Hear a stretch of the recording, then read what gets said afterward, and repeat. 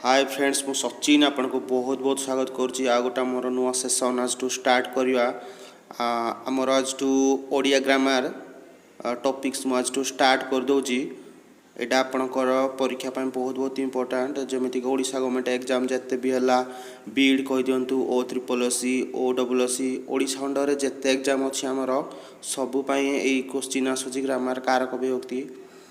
तो प्रथम आज टू आम स्टार्ट करवा कारक विभक्ति। तो फ्रेंड्स ये जो विषय मुझे आपन को पूरा डिटेल्स पूरा भल भाव में बुझा चेष्टा करी। तो भिडियो को संपूर्ण भाव में देखिए शेष पर्यंत फल आपड़ जी भी आज पढ़ेबी आप पूरा भल कि बुझीपारे पूरा प्रांजल भाव में पूरा क्लीयर जमी बुझापी चेष्टा करी मोर बेस्ट देवी। तो फ्रेंड्स आपड़ खाली मत जो सपोर्ट करूँ भिडियो शेष पर्यंत देखु तो फल आपन को बुझार किसी असुविधा हेनी। आउ ये क्वेश्चन ए कारक विभक्ति बहुत क्वेश्चन भी एग्जाम आसूची। तो फ्रेंड्स मुझे गोटे कथा कहबी। तो फ्रेंड्स जो बंधु मैंने जो भाई मैंने सब मो वीडियो को देखुंत तो से बहुत बहुत धन्यवाद देवी। से मैंने ये मो वीडियो को देखु शेष पर्यंत मत सब सपोर्ट करूँ। तो फल मुझे मोटिवेट हो पारि जे तुम गोटे नुआ यूट्यूब चैनल। तो फ्रेंड्स आपण मानकर सहयोग निहाती दरकार फल मुझको आहरी भल भल कंटेंट आनीपारि आपण। तो फ्रेंड्स चलतु भिडियोटी को आरंभ करवा। सो फ्रेंड्स डेरी नक चलतु भिडियोटी को आरंभ करवा।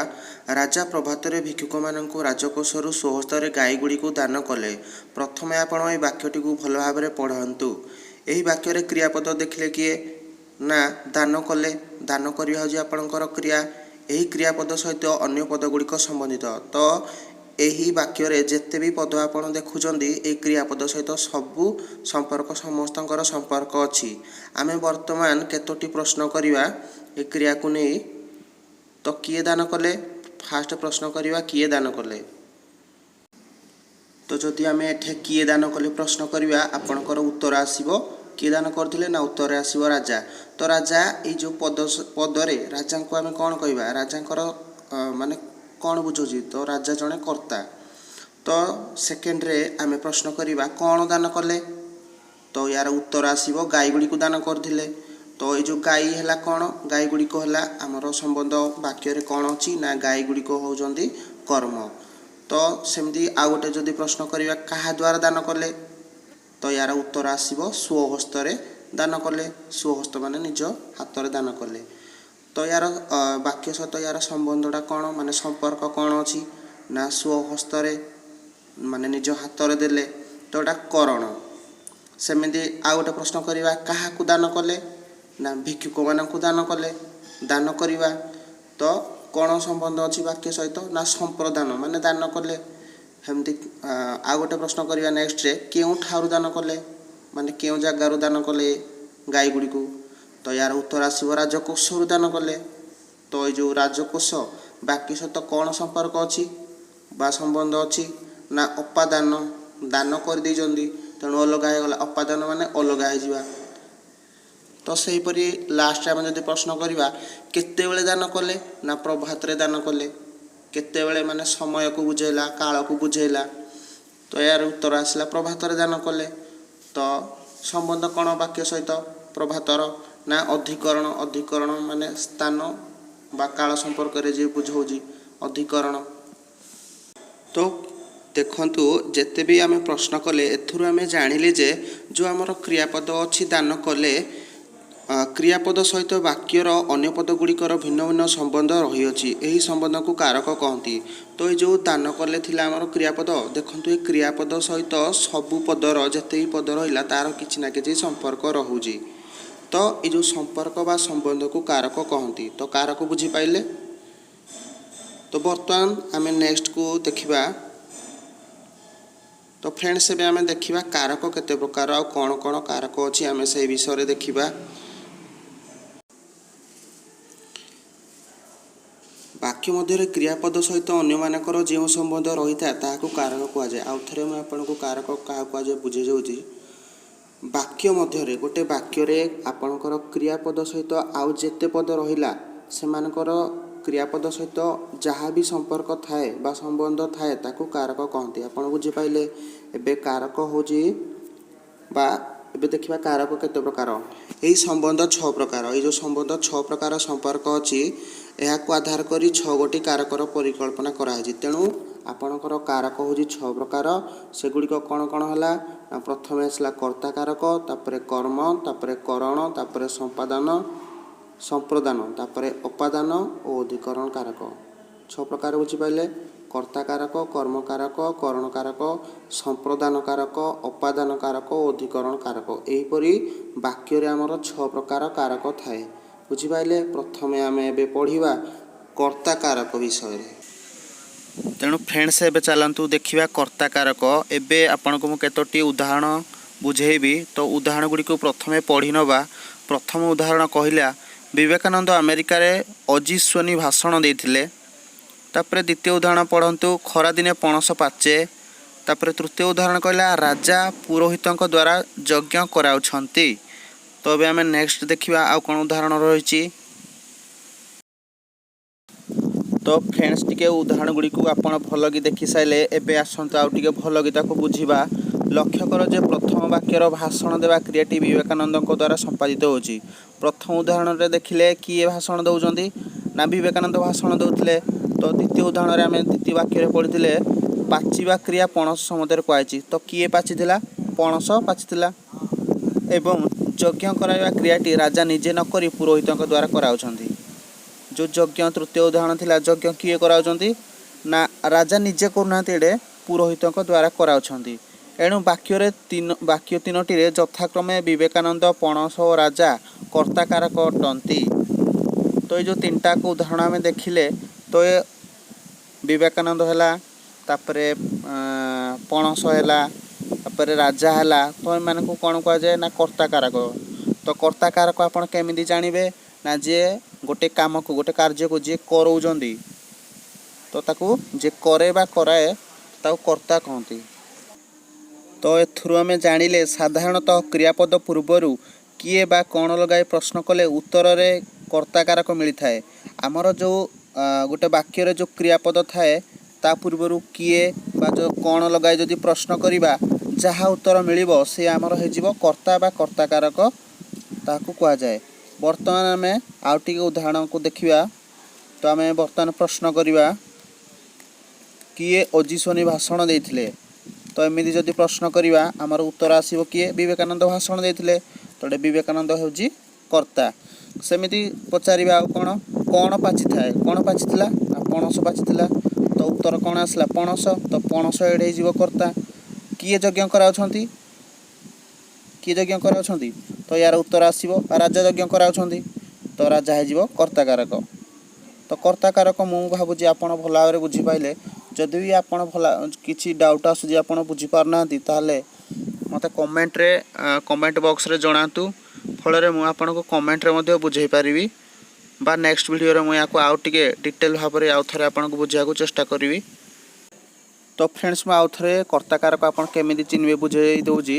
गोटे वाक्य आपणकर जो क्रियापद अच्छी तो से क्रियापद को नहीं आपण किए बा कौन लगाई प्रश्न करेंगे जदि जहाँ आपणकर आसला उत्तर तो सी हो आपणकर कर्ता कारक। एटा बहुत सहज मु भाबुजी आपण बुझीपारुथिबे। तो फ्रेंड्स एबे आमे देखिबा कर्ता कारक केते प्रकार पुनी कर्ता कारक को केते भारे व्यक्त कराइछि से विषय आमे देखिबा। तो फ्रेंड्स जो कर्ता निजे क्रिया संपादन न करी अन्य द्वारा कराए ताहाकू प्रयोजक कर्ता एवं जहा द्वारा कराए ताहाकू प्रयोज्य कर्ता कहती। जो कर्ता निजे कामटा को करेनि माने निजे कामटा न करी आउ जनक द्वारा करेबे सेई कर्ता को आमे कोन कहबा ना प्रयोजक कर्ता कहबा। एवं जहा द्वारा कराए एवं अन्य जो लोकटी कामटी करिवो से जीव प्रयोज्य कर्ता। तो फ्रेंड्स आमे जो उदाहरणटी देखिथिले आपण मने पकांतु राजा पुरोहितंक द्वारा यज्ञ कराइले। तो राजा निजे करिनांती पुरोहितंक द्वारा यज्ञ कराइले। तो राजा होजी आमर हे प्रयोजक कर्ता एवं राजा कहा द्वारा यज्ञ कराइले ना पुरोहितंक द्वारा यज्ञ कराइले। तो पुरोहित होइछि आमर प्रयोज्य कर्ता। तो प्रयोजक कर्ता और प्रयोज्य कर्ता काउ कहती ना जो कर्ता निजे कामटी को न करी अन्य द्वारा कराइबे ताको आमे कहया प्रयोजककर्ता एवं जहा द्वारा कराइले माने जो लोकटी कामटी को कला से जीव प्रयोजकर्ता। तो एबे आमे आसंतु आउ केतोटी उदाहरण को देखि नबा। तो शांति श्रृंखला रक्षा कर, मन देई पाठ पढ़, निष्ठा रखी कार्य कर, बाट देखी चल। तो देखंतु ए उदाहरण तक भल कि देखंतु शांति श्रृंखला रक्षा कर, मन देई पाठ पढ़, एठारे आपणकर कर्ता अछि ना नहीं कहले टे भल कि देखंतु। एठारे आपणकर कर्ता अछि किंतु उह्य होइगी रहिछि माने कर्ता लुचिगी रहिछि। तो एई वाक्य गुडाक होउछि आपणकर आदेशात्मक वाक्य माने एई वाक्य गुडाक आपणको आदेश दिया हैछि किंतु एटारे कर्ता अछि किंतु आपणकर कर्ता होउछि आपणको पई लुचिगी रहिछि। कर्ता भावरे विशेष्य विशेषण सर्वनाम खंडवाक्य वाक्यांश मध्ये व्यवहृत होई पारंती। तो यही आदेशात्मक वाक्य रे आपणकर कर्तार अनुपस्थिति देखा मिले माने कर्ता अच्छी किंतु आपण याकू जानी पारिबेनी किंतु कर्ता लुचिकी अच्छी आपणकर।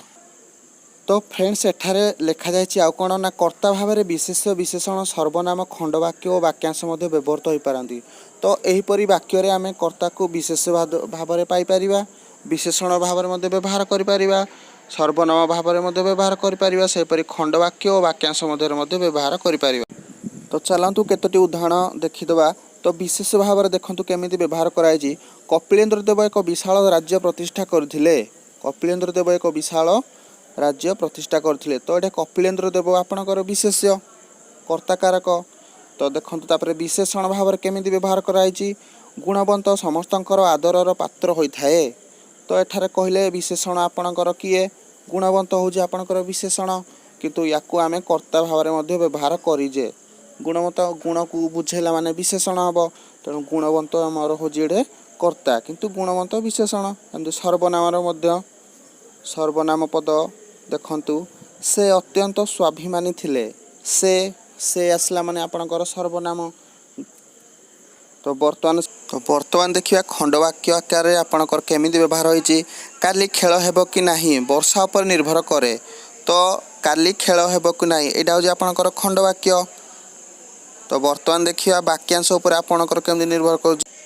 तो फ्रेंड्स एबे देखंतु वाक्यांश गोटे उदाहरण आपण कहूची दांतुरी हसिया कांदिया समान अटे। एटा गोटे आपणकर वाक्यांश। तो गोटे क्वेश्चन मन रखंतु गोटे आंसर दे नोट गोटे कर्ताकारक आपणकर प्रथम विभक्ति हुए। तो मन रखिदिए कर्ताकारक आपणकर प्रथम विभक्ति हुए। तो प्रथम विभक्ति द्वितीय विभक्ति चिन्ह विभक्तिर चिन्ह सब मु आपणको वीडियो शेष रे मु आपणको प्रोवाइड करिवि।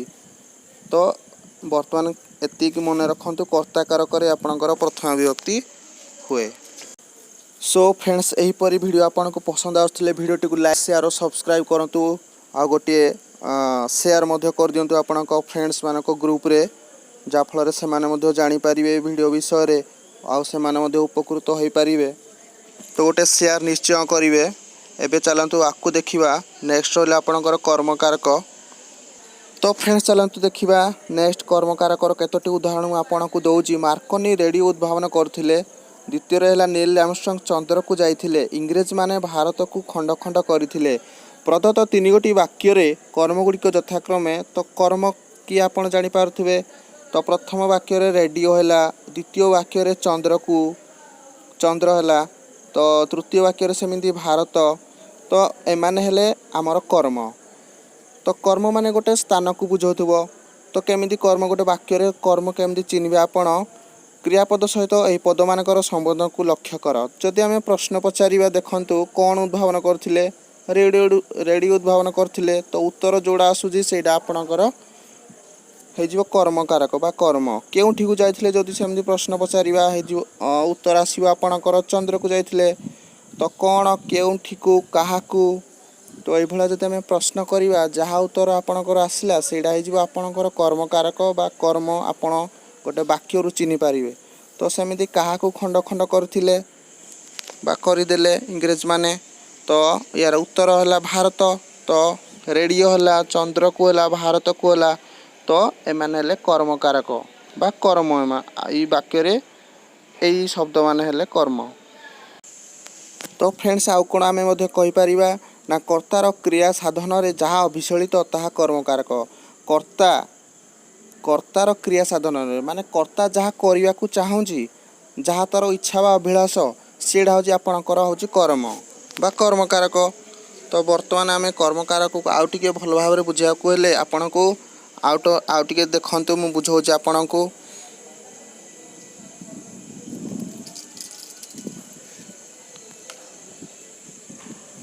साधारणतः क्रिया पूर्वर कौन क्या केउठी को लगाए प्रश्न कले उत्तर में कर्मकारक मिलता है। तो कर्मकारक एवं आपण भल भाव मु आशा करुँच बुझीपारे। तो केमी जानवे ना साधारण क्रिया पूर्वर जदि आम कौन क्या केउठी को लगे जदि आम प्रश्न करवा जहाँ उत्तर मिलला बा जहाँ उत्तर आसला सीटा हूँ आपणकर कर्मकारक। बर्तमान आ गोटे उदाहरण देखा शिक्षक छात्र को प्रश्न पचारे यही वाक्य छात्र को और प्रश्न दुई गोटी कर्म अटंती। तो वाक्यटी को भल भाव देखु शिक्षक छात्र को प्रश्न पचारे तो शिक्षक क्या प्रश्न पचारे छात्र को शिक्षक कौन पचारे प्रश्न। तो यही वाक्य हूँ आपणकर दुईटी कर्म अच्छी। तो गोटे है मुख्य कर्म आ गोटे है गौण कर्म। तो एठारे मुख्य कर्म किए ना शिक्षक मुख्य काम है कौन प्रश्न पचारिबा। तो प्रश्न हूँ आपणकर मुख्य कर्म एवं शिक्षक क्या प्रश्न पचारुले ना उत्तर आसला छात्र को प्रश्न पचारुले। तो छात्र को है आपणकर गौण कर्म बा तो एठारे आमर दी प्रकार कर्म देखा मिलूँ। तो कर्म आमर दी प्रकार प्रथम है मुख्य कर्म द्वितीय है गौण कर्म। तो बेले बेले आपण देखिथिबे गोटे वाक्य आपणकर एभलिया दुई दुईटी कर्म थाए। तो क्रिया दुई कर्मक होइथिले जो कर्मटी अन्य कारक स्थान में प्रयुक्त होता है माने जो कर्मटा आउ गोटे कर्मर स्थान में जदि थाए ताहा गौण बा अप्रधान। तो जो मुझे आपको कहली गौण कर्म सेटा आपणकर अप्रधान माने सेटा प्रधान नुहे। तो यही उदाहरण रे आपणकर गौण कर्म किए ना आपणकर गौण कर्म है छात्र। तो सेमिंदी मुख्य कर्म बा प्रधान कर्म किए ना प्रश्न पचारिबा। तो शिक्षक छात्र को प्रश्न पचारे तो ये आपणकर दुईटी कर्म अच्छी कौन कौन ना छात्र को आउटे प्रश्न। तो प्रश्न है आपणकर मुख्य कर्म छात्र को है आपणकर गौण कर्म। तो ये बुझीपारे आपण को आसो ताले मुख्य कर्म आ गौण कर्म विषय आप भल भाव बुझीपारे। तो या पर देखिए विशेष्य सर्वनाम बा विशेष्य परिवर्ते व्यवहृत जेकोसी पद बा पद समष्टि कर्मपद रूपे व्यवहृत होता है। तो फ्रेंड्स एठारे आउ कौन कहगला ना गोटे विशेष्य सर्वनाम परिवर्ते विशेष्य बा सर्वनाम पद परिवर्ते आमे तार गोटे पद समष्टि मध्य व्यवहार करि परिबा। जेमिति कि उदाहरण है से कहीं परित्याग कले मु जाने। तो ये उदाहरण टी आपण भल भाव बुझंतु। एठारे जाने क्रियार कर्म हेउछि एठारे जाने हूँ आपणकर क्रिया तार कर्म हेउछि कौन ना से कहीं परित्याग कले। तो से कहीं परित्याग कले हूँ आपणकर एटे कर्म जाने हूँ आपणकर एटे क्रिया। तो आपण आ गोटे मध्य मन रखिए कर्म कारक द्वितीय विभक्ति होता है। तो फ्रेंड्स एवं आम देखा तृतीय आपणकर आ गोटे कारक हूँ करण कारक। करण कारक कौन माने कहा द्वारा आपण कामटा को करि पारुचंदी। उदाहरण है काठुरिया कुराड़ी रे देखंतु काठुरिया कुराड़ी रे गछ काटू अच्छी कौथिरे काठुरिया गछ काटुजी ना कुराड़ी रे। लोकटी जाल रे माछ धरुअछि कौथिरे लोकटी माछ धरुची ना जाल रे। से कलम रे लेखुअछि तो से केउथिरे लेखुजी ना कलम रे। उपरोक्त वाक्य रे तीनोटी क्रियापद सहित अन्य पदर संबंध को निम्नमते प्रदर्शन करा जाय पारे। तो बर्तमान आम प्रश्न पचारिबा कहा द्वारा गछ काटुअछि ना कुराड़ी रे से कहा द्वारा माछ धरुअछि ना जाल रे कहा द्वारा लेखुअछि कलम रे। एठारे कुराड़ी जाल कलम है आपणकर करण कारक माने गोटे कर्म को से कहा द्वारा करूछि। जदि आम प्रश्न पचारिबा तो जहाँ उत्तर मिलियो सेटा हूँ आपणकर करण कारक। तो बुझीपारे। तो मन रखिए आपण करण कारक आपणकर तृतीय विभक्ति हुए। तो फ्रेंड्स वीडियोटी को शेष पर्यंत देखि आपन को बहुत बहुत धन्यवाद। आपण एपरी भल पाइबा जारी रखंतु एवं मते मोटिवेट करांतु। एटा हूँ आपणकर चैनल आपण ही मुझे बनई आपण ही भल भल कंटेंट आनी बहुत चेष्टा करी परिश्रम कर। तो यही मते माने सपोर्ट करंतु। आउ आपण चैनल टू सब्सक्राइब करना आपण से भिडियोटी देखते होउचंदी। तो दयाकरी चैनल को सब्सक्राइब करंतु। तो मु आशा करुँची आपण ए भिडियोटी को पसंद करुथिबे। तो नेक्स्ट पार्ट रे आमे संप्रदान कारक उपादान कारक और अधिकरण कारक विषय आमे नेक्स्ट पार्ट रे डिस्कशन करवा। एटा आपनकर प्रथम पार्ट थिला। तो समस्त को बहुत बहुत धन्यवाद रहुची।